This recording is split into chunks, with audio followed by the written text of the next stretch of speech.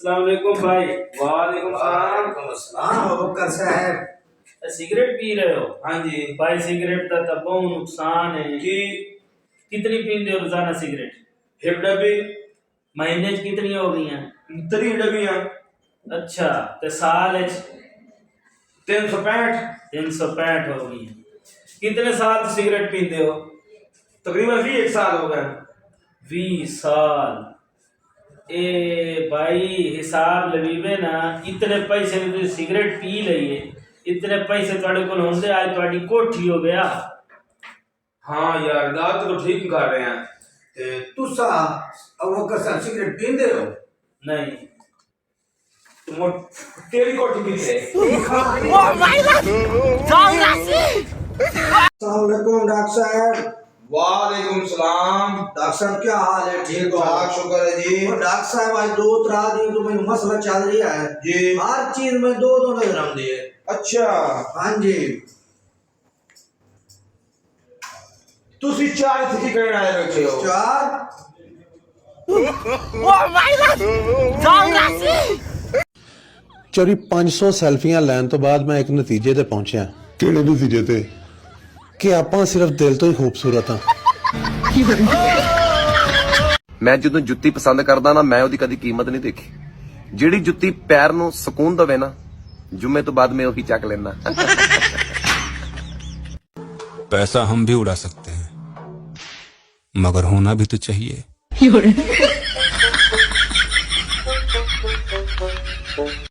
चौधरी यार पाकिस्तान 2 गरीब शादी करके ना 8 गरीब और पैदा कर लेंगे।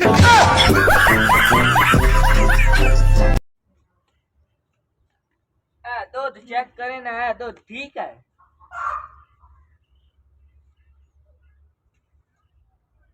ठीक है पी ला मां। पी ला पी ला पी जा। पी ला पी ला पी ला।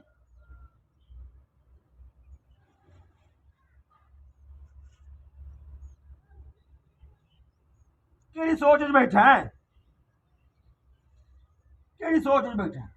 यार मैं सोच रही है ए दूध मैं कुत्ते ने गते होश नहीं पीता था तो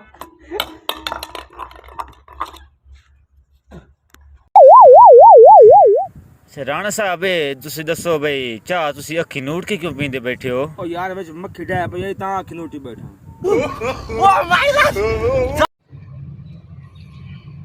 अस्सलाम वालेकुम। और इकराम साहब क्या हाल है? ठीक हो? शुक्र है जी अल्हम्दुलिल्लाह। बड़ा अफसोस होया जी सुनते हैं। बस जी जी यार अल्लाह दे काम है जी। ते लेकिन होया के आई भाभी नू ते चंगे भले आन पर भाई घर दा कुत्ता रखे हुआ है अच्छा ते उन्ना बढ़िया है घर दे ने। अच्छा 3-4 दिन का इलाज किया है पर नहीं गल बनी, फौत हो गए। अच्छा कुत्ते दे वड्डण नाल फौत हो फौत हो की कुत्ता मिल सकदा 2-3 दिन वास्ते? ये जेड़े सारे आए बैठे हैं ना ये अफसोस वास्ते नहीं आए बैठे, सही है। ये सारे कुत्ता लेने आए बैठे हैं। ਆ ਚੋਰੀ ਜਿੰਨੀਆਂ ਜ਼ਿੰਦਗੀ 'ਚ ਮੈਨੂੰ ਖੱਚਾਂ ਮਿਲੀਆਂ ਨੇ ਨਾ ਹਾਂ ਇੰਨੇ ਪੈਸੇ ਮਿਲੇ ਹੁੰਦੇ ਨਾ ਮੈਂ ਅਮੀਰ ਹੋ ਜਾਣਾ ਸੀ।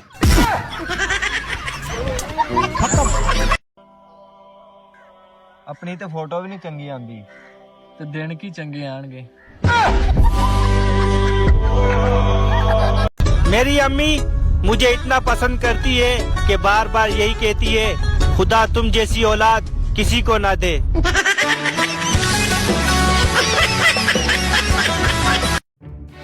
अस्सलाम वालेकुम हाजी साहब। वालेकुम अस्सलाम व रहमतुल्लाह व बरकातहू। तुसी तो हाई तक कोई दुकान नु वट्टे मारने कोई ना वट्टे तो कोई न मारे ठीक है ना गालिए ठिकाते कर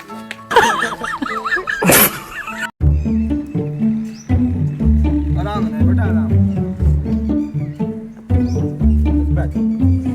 अस्सलाम वालेकुम डॉक्टर साहब। वालेकुम सलाम। की हो गया बच्चे नू? डॉक्टर साहब मेरा पुत्र है पिया अच्छा ते काट ते चढ़े होता है डट्ठा है तो बांध अंदर उठ गई सो। अच्छा आए तो कोई दवाई दियो चा। सही सही।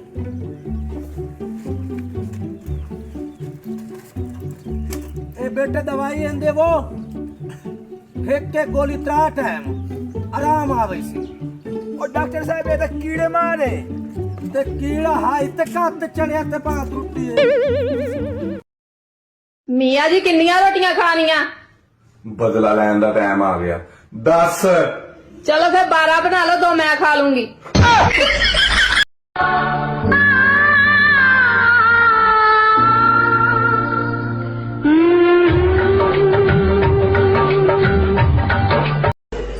ਅੰਨੀ ਦੇ ਬੱਚਿਆ ਵਾਲ ਕਿਉਂ ਨਹੀਂ ਕਟਾਉਂਦਾ ਹੈ? ਉਹ ਤੇਰੇ ਮਹੱਲੇ ਚ ਲਾਈ ਨਹੀਂ ਹੈਗਾ ਹੈ? ਇੰਨੇ ਲੰਮੇ ਕਿਉਂ ਰੱਖੇ ਹੈ? ਸਾਡੇ ਐਡੇ ਐਡੇ ਤੇਰੇ ਐਡੇ ਐਡੇ ਹੈ। ਡਾਕਟਰ ਸਾਹਿਬ ਮੇਰੇ ਭਰਾ ਦਾ ਬੁਖਾਰ ਨਹੀਂ ਘਟ ਰਿਹਾ। ਉਹਨੂੰ ਪੱਖੇ ਵਾਲਾ ਡਿਮਰ ਲਵਾ ਲਾ। भाई साहब जुत्ती सामे होवे नमाज नहीं होंदी। मेरा तेन दसिया नहीं है। मेरा बच्चा ये पाकिस्तान है, जुत्ती पीछे हुए तो जुत्ती नहीं होती। टीचर ना होती तो पढ़ाई ना होती, चिकन ना होती तो कढ़ाई ना होती, फर्ज करें अगर फुफ्फो ना होती खाली जगह पुर करें।